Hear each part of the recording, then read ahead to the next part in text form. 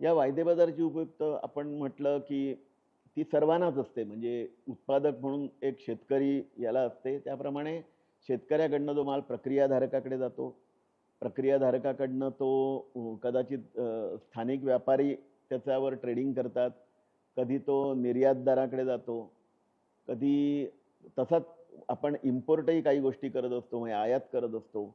ह्यावेळेला प्रत्येक घटकाला कुठे ना कुठे प्रत्येकालाच एक किंमतीची जोखीम असते. म्हणजे किंमत त्याच्या विरुद्ध जाणं. शेतकऱ्याच्या दृष्टीने काय असतं, की तो पेरतो तेव्हा भाव चढे असतात. जेव्हा त्याच्या हातात तो काढणी करतो, त्यावेळेला त्या भावाचा निच्चांक झालेला असतो. त्यामुळे शेतकऱ्याला ही सर्वात मोठी जोखीम असते, की पेरणीच्या वेळेला भाव उंचावर आणि त्याच्या हातात जेव्हा माल येतो तेव्हा भाव तळाला गेलेले असतात. मग हे जे नुकसान त्याचं झालेलं असतं, ते भरून काढायला सध्या तरी वायदे बाजाराशिवाय दुसरा कुठला मंच नाही. त्यामुळे त्याला या बाजाराची अत्यंत उपयुक्त आहे सर्वात जास्त. कारण आपण जे म्हणतो पिरॅमिड, त्या पिरॅमिडच्या सर्वात तळाला शेतकरी आहे. दुसरी गोष्ट अशी आहे, की आपण प्रक्रियादार म्हणतो. प्रक्रियादाराला सुद्धा आज खूप मोठी किंमत जोखीम व्यवस्थापन असतं. तो जे कच्चा माल तो घेतो, तो कच्चा माल स्वस्तात घेणं आणि त्यांनी बनवलेला, प्रक्रिया केलेला माल तो योग्य त्या मार्जिननी किंवा योग्य तो नफा घेऊन विकणं, हे सगळं शक्य झालं तरच तो बिझनेसमध्ये राहणार असतो.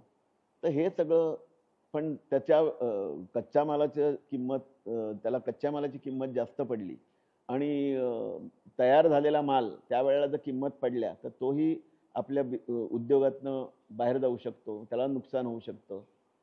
तर मग त्याला दोन्ही बाजूला म्हणजे कच्चा माल आणि तयार झालेला माल या दोन्ही बाजूला त्याला किमतीचं जोखीम असते.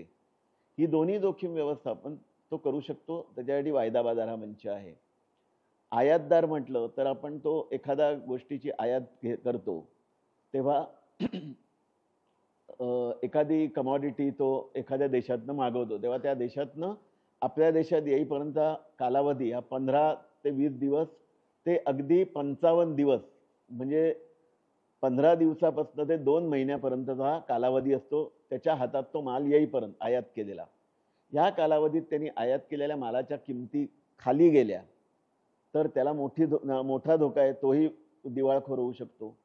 मग त्यालाही मोठी रिस्क आहे. मग ही जी रिस्क आहे किंवा किंमत जोखीम आहे, ही त्याला जोखीम व्यवस्थापन करायचं असेल या आयातदाराला, तर त्याच्यासाठी हा मंच आहे. वायदे बाजारातनंच हे शक्य होतं. तसंच निर्यातदार असतो. तो सुद्धा पुढच्या 3-4 महिन्यातली काही निर्यातीचे व्यवहार करतो. तेव्हा जो किंमत बांधून ठेवतो, त्या किमतीतच त्याला आपला माल निर्यात करायचा असतो.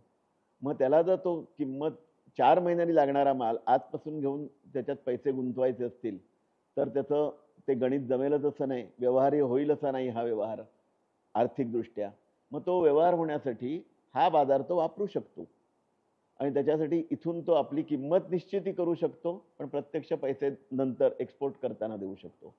तर अशा पद्धतीने प्रत्येकाला आणि तुमच्या आमच्यासारखे सामान्य गुंतवणूकदार म्हणा किंवा छोट्या अवधीत 4 पैसे टाकून त्याच्यावर 1 पैसा काय बाबा आपल्याला नफा मिळत असेल, ह्याला जे फक्त प्युअर ट्रेडिंग म्हणू शकतो आपण.